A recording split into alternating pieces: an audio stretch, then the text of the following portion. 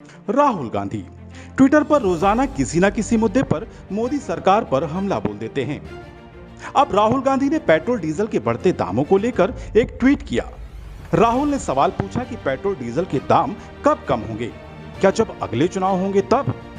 वैसे राहुल गांधी को यह सवाल मनमोहन सिंह से पूछना चाहिए था। इसका कारण हम आपको आगे बताएंगे, पर सवाल पूछा गया है तो इसका जवाब जानना भी बेहद जरूरी है। बहरहाल इसमें कोई दो राय नहीं कि पेट्रोल और डीजल के दाम रोजाना बढ़ रहे हैं।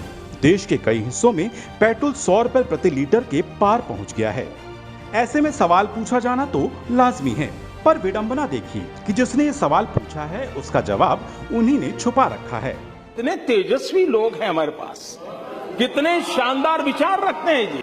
जिस पेट्रोल डीजल के दामों को लेकर कांग्रेस देश भर में प्रदर्शन कर रही है, असल में उस समस्या की सबसे बड़ी वजह कांग्रेस खुद ही है। एक्सपर्ट की राय जानने से पहले हमने गूगल करके जाना चाहा कि पेट्रोल और डीजल के दाम क्यों बढ़ रहे हैं। देखा तो कई तथ्य सामने आए। उनमें से एक सबसे महत्वपूर्ण चीज जिसे कांग्रेस कभी नहीं बताती वो है ऑयल बॉन्ड्स। अब ये ऑयल बॉन्ड्स क्या हैं और कैसे मोदी सरकार के गले की फांस बन गया है, इसे समझ लेते हैं। आपको जानकर हैरानी होगी कि पेट्रोल डीजल की बढ़ती कीमतों की ज्यादा जिम्मेदारी मोदी सरकार की नहीं बल्कि मनमोहन सिंह सरकार की थी। दरअसल पूर्व में कच्चे तेल के महंगा होने पर उसका पूरा बोझ आम जनता पर नहीं डाला जाता था, बल्कि सब्सिडी की व्यवस्था होती थी और इस सब्सिडी की राशि के बदले तेल कंपनियों को ऑयल बॉन्ड्स जारी किए जाते थे। इन बॉन्ड्स का मैच्योरिटी पीरियड 10 से 20 वर्ष का होता था।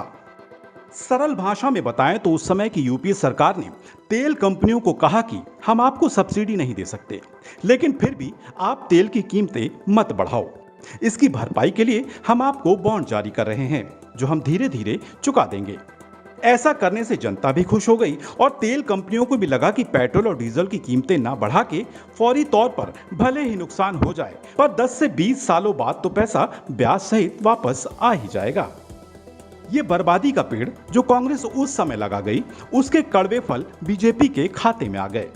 उस समय बांटे गए ऑयल बॉन्ड्स अब मोदी सरकार को ब्याज के साथ चुकाने पड़ रहे हैं। चलिए अब आपको बताते हैं कि मोदी सरकार पर इन बॉन्ड्स का कितना बोझ है और उसे वो किस तरह से चुकाएगी। पिछली सरकारों ने 1.31 लाख करोड़ के ऑयल बॉन्ड्स जारी किए। इन बॉन्ड्स का भुगतान केंद्र सरकार को अक्टूबर 2021 से मार्च 2026 तक करना होगा।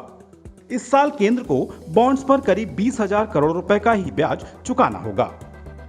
वित्त मंत्रालय ने जो आंकड़े दिए हैं उसमें बताया गया है कि इस साल अक्टूबर-नवंबर में केंद्र 5-5 हजार करोड़ के बॉन्ड्स का पेमेंट करेगा।